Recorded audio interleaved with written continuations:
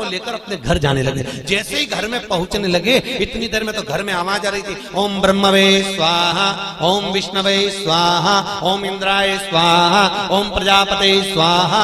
जैसे ही यज्ञ की आहुतियों की जब आवाज आई तो इतने में तुरंत दरिद्रता देवी तो भागी और भागकर पीपल के पेड़ के नीचे जाकर बैठ गई।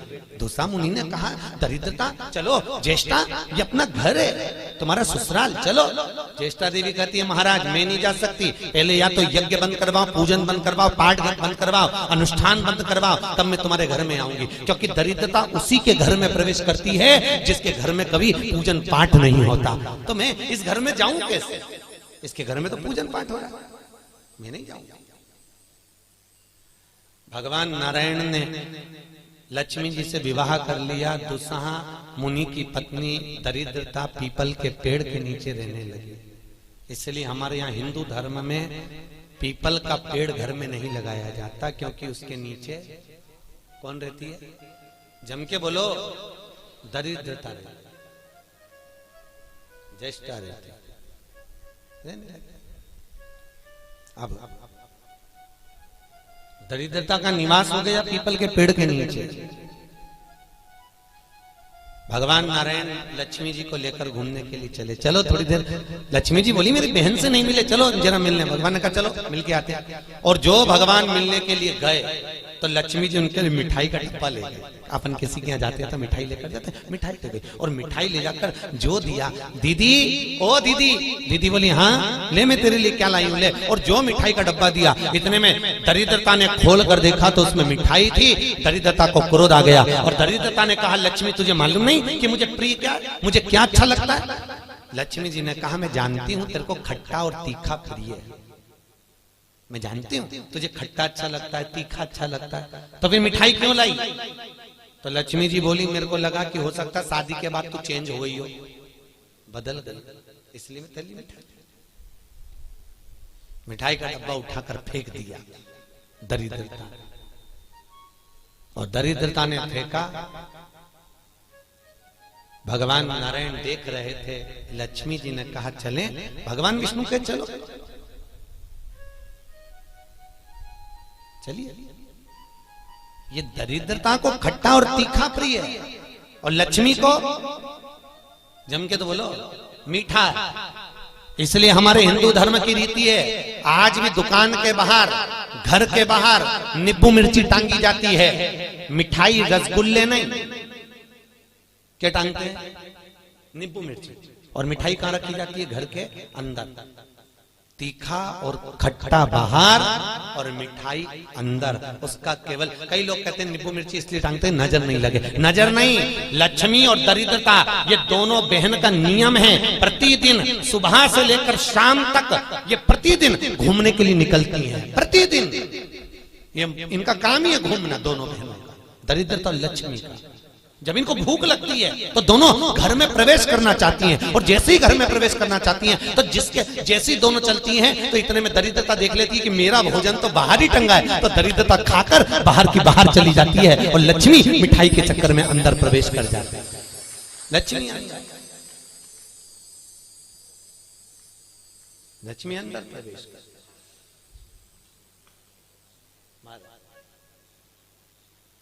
इसलिए आज भी नींबू और मिर्ची, हमारे यहाँ शास्त्र रीति है महाराज, 4 चीजें बेटी की विदाई में नहीं देते।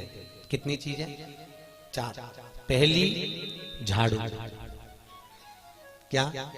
झाड़ू। दूसरे नंबर पर चलनी, आटा छानने की चलनी। दूसरे नंबर पर चलनी, तीसरे नंबर पर सुई, और चौथे नंबर पर अचार की बरनी। बेटी की विदाई में नहीं दी जाती।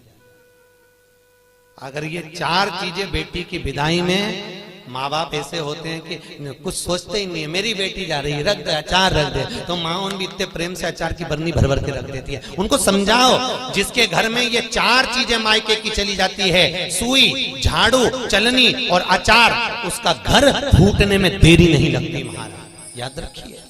उसके घर में फूट डले, पति पत्नी में फूट डलेगी, सास बहू में फूट डलेगी, भाई भाई में फूट डलेगी। तो लोग कहते हैं अच्छा खासा परिवार था, जब से बहू आई तब से घर में ऐसा उपद्रव मच रहा। उपद्रव क्यों मच रहा है? उसका कारण है क्योंकि तुम उसके घर का अचार खा गए। वो बनवा के लिए ही हो, तुमने खा लिया। और अभी भी कह रहे हो हमारी बहू की माँ बहुत अच्छा अचार बनाती है, तुम मंगवा लो, जा और मंगवा लो, खाओ। महाराज पहले बेटी की विदाई में भेजते थे बड़ी, पापड़, और पहली विदाई में बेटी के भेजते थे बेटी के साथ में मैदे की पूड़ी, एक डलिया में कपड़े में बांधकर, उसमें ना तो नमक डलता था ना उसमें शक्कर डलती थी। क्यों? क्योंकि वो बेटी के विदाई में मैदे की पूड़ी इसलिए दी जाती थी कि हमने ये पूड़ी एकदम फीकी भेजी है, अब चाहे तुम इसमें नमक डालो चाहे इसमें शक्कर डालो, हमने तो हमारी बेटी को तुम्हें दे दिया, एकदम सीधी मैदे की पूड़ी की तरह भेजी है, अब तुम इसमें चाहे कपट भरो चाहे प्रेम भरो, तुम्हारी मर्जी, ये हमने तो दे दी। कन्यादान करे और हम फिरी, हमें कहीं हमने तो देना था, दे दे। इसलिए बेटी के साथ में मैदे की पूड़ी भेजी जाती, मैदे की क्या बोलते हैं उसको, खाजा बोलते हैं, बड़े बड़े ले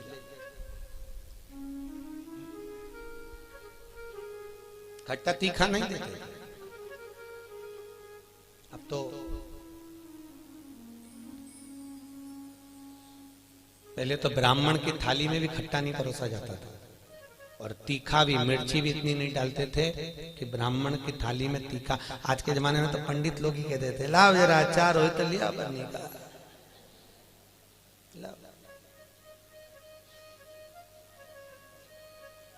पितरों के जो देवता हैं,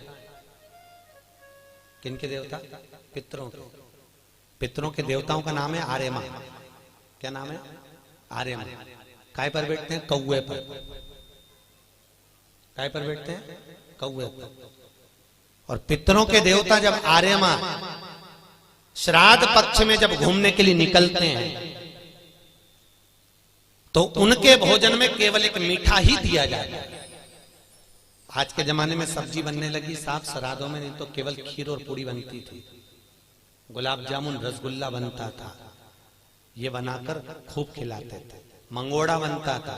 पर अब सब्जियां बनने लगी, अब तो लोग श्राद्ध में भी अचार परोस देते हैं। पर कितनी वर्ज्यता है महाराज, कितनी वर्ज्यता। श्राद्ध पक्ष में अगर राई से तुमने सब्जी को छोक दिया, काहे से छोका है? राई से। सब्जी को अगर छोक दिया और वो सब्जी और पूड़ी तुमने छत पर ले जाकर पटक दी, तुम कितना भी कौवा को बुलाना, कौवे का बाप नहीं उसको भोग लगाएगा, लगा ही नहीं सकता।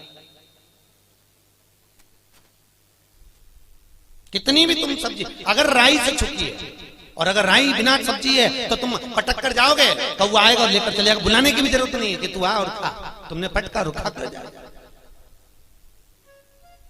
अरे तुमने डाला पाया।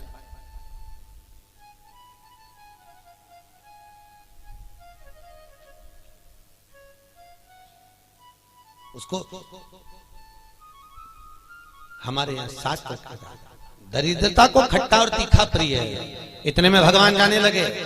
लक्ष्मी जी ने कहा हमारी बहन से मिलने के लिए आए हो, कोई वर दीजिए। भगवान नारायण ने कहा लक्ष्मी आज शनिवार का दिन है, जिस दिन लक्ष्मी और नारायण दोनों इस पीपल के पेड़ के नीचे आए हैं। सुन दरिद्रता देवी, इस पीपल के वृक्ष के नीचे जो शनिवार को दिया लगाएगा वो लक्ष्मी और नारायण को अपने घर ले जाएगा। इसलिए शनिवार के दिन पीपल के वृक्ष के नीचे दिया का प्रमाण है महाराज। और सुन दरिद्रता देवी, तेरे पेड़ के नीचे जो खाली हाथ आएगा तू उसके घर में प्रवेश, पानी का लोटा ले जाओ, कंकु ले जाओ, चावल ले जाओ, रोली ले जाओ, कुछ भी, जरा सी शक्कर ले जाओ, गुड़ ले जाओ, आटा ले जाओ, पर पीपल के पेड़ के नीचे कभी खाली हाथ मत जाओ। अगर तू खाली हाथ कोई आया तो तू उसके घर में प्रवेश कर। दरिद्रता देवी बोली ये तो तूने अपने अपने मन की बात कर ली लक्ष्मी, मेरा क्या पीपल के वृक्ष के नीचे। इतने में तुरंत भगवान बोले तू बोल तुझे क्या चाहिए। दरिद्रता देवी बोलती है 7 दिनों में एक दिन मेरा होना चाहिए पीपल के पेड़ के नीचे। भगवान ने कहा मांग ले, केवल एक रविवार का दिन इस पीपल के वृक्ष के नीचे मैं अपने पति को रिझाने के लिए नृत्य करूंगी, और अगर कोई रविवार के दिन पीपल के पेड़ के नीचे आएगा तो मैं उसके घर में हमेशा के लिए जाकर विराजमान हो जाऊंगी। भगवान ने कह दिया तथास्तु। तथास्तु। इसलिए केवल एक संडे का दिन ऐसा होता है जिस दिन पीपल के पेड़ के नीचे दिया नहीं लगाया जाता, बैठा नहीं जाता, प्रणाम नहीं किया जाता, परिक्रमा नहीं लगाई जाती। केवल जिनकी दीवालों पर कहीं पीपल लग जाता है ना, किसी किसी के घर में लग जाता है दीवालों के ऊपर, तुम कितना भी पीपल उखाड़ना वो वापस लग जाएगा, फिर उखाड़ो फिर लग जाएगा। पर पीपल उखाड़ने का भी एक प्रमाण है, अगर पीपल को उखाड़ना है तो केवल एक रविवार के दिन दीवाल के सामने जहां से पीपल उखाड़ना है वहां पर नींबू और 7 मिर्ची रख दीजिए और उसके बाद पीपल को उखाड़ दीजिए और नींबू को वहां पर काट कर छोड़ दीजिए। उसके बाद कभी दीवाल में पीपल लग ही नहीं सकता उस स्थान पर। अगर एक बार आपने उखाड़ा और उसके बाद नींबू मिर्ची मार दिया, क्योंकि वो खाकर अपना भाग ग्रहण कर कर दरिद्रता चली जाती है, उसके बाद पीपल वहां नहीं लग सकती। लगे दरिद्रता का शास्त्र कह रहा है भगवान जितने स्वरूप में विराज रहे हैं, भगवान ब्रह्मा जी कर रहे हैं, ये नारायण का मस्तक का है, इनका चरण का है। भगवान विष्णु बोले ये मेरे भगवान, ये मेरे पिता है। और पिता के मन के बात को जानना, पिता के भाव को जानना, पिता और माता को पहचानना, ये बहुत कठिन बात है साहब। दुनिया का कोई व्यक्ति अपने माँ बाप को नहीं जान सकता। जब तक जिंदा है तब तक लगता है ये मेरे हैं, उसके हैं, ऐसा करा वैसा करा, माँ ने ऐसा करा, बाप ने ऐसा करा, परिवार ने ऐसा करा, कुटुंब। अरे भाई चले गए, उसके बाद में फिर रोते हैं, भोग लगाते हैं। क्या मतलब जीते जी दंगम दंगा, मरे पीछे पहुंचा दी गंगा।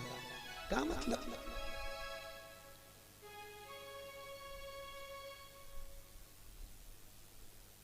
बड़ा बड़ा